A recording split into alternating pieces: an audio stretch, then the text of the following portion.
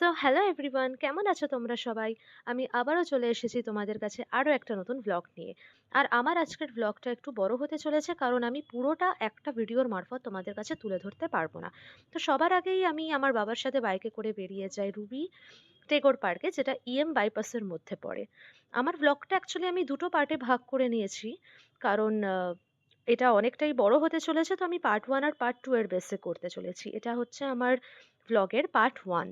তো আমার আজকের ভ্লগটা যেটার ওপর বেস্ট, সেটা হচ্ছে আমাদের রাষ্ট্রীয় সঙ্গীত বন্দে মাতরম গানটার ১৫০ বছর পূর্ণ হওয়া উপলক্ষে সিআইএসএফ, অর্থাৎ সেন্ট্রাল ইন্ডাস্ট্রিয়াল সিকিউরিটি ফোর্সের দ্বারা আয়োজিত একটি অনুষ্ঠান, যেখানে আমি আমন্ত্রিত ছিলাম সাগর মিউজিক্যাল গ্রুপের থ্রু।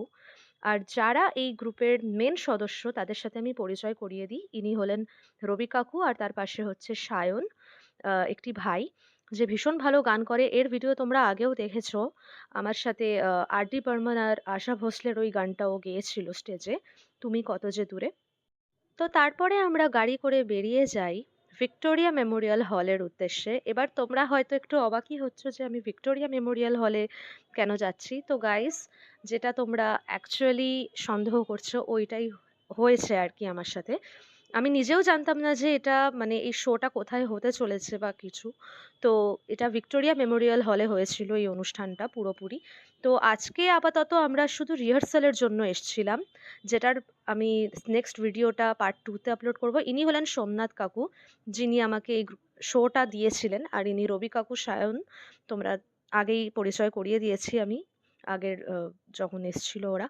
তো চারিদিকের অ্যাম্বিয়েন্সটা তোমরা দেখে নিতে পারো কি সুন্দর লাগছে। আর এই হচ্ছে ব্যান্ড, যেখানে আমাদের রিহার্সালটা হবে।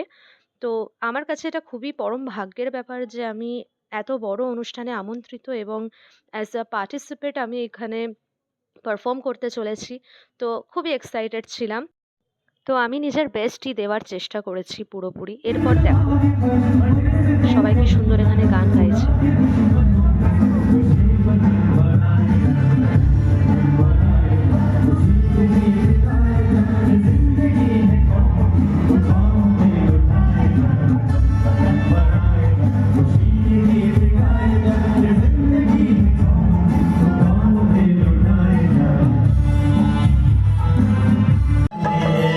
আমার তো লিটারালি গুজবাম্পস দিচ্ছিল ভেতরে যখন আমি এই গানটা শুনছি। তোমরাও এনজয় শুনে ভালো লাগবে। তো আফটার রিহার্সাল আমি চলে গেছিলাম বাইরে আমার বাড়ির উদ্দেশ্যে। তো তোমরা যদি আমার রিহার্সাল ভিডিওটা দেখতে চাও তাহলে অবশ্যই জানিও, আমি ওটা আপলোড করব।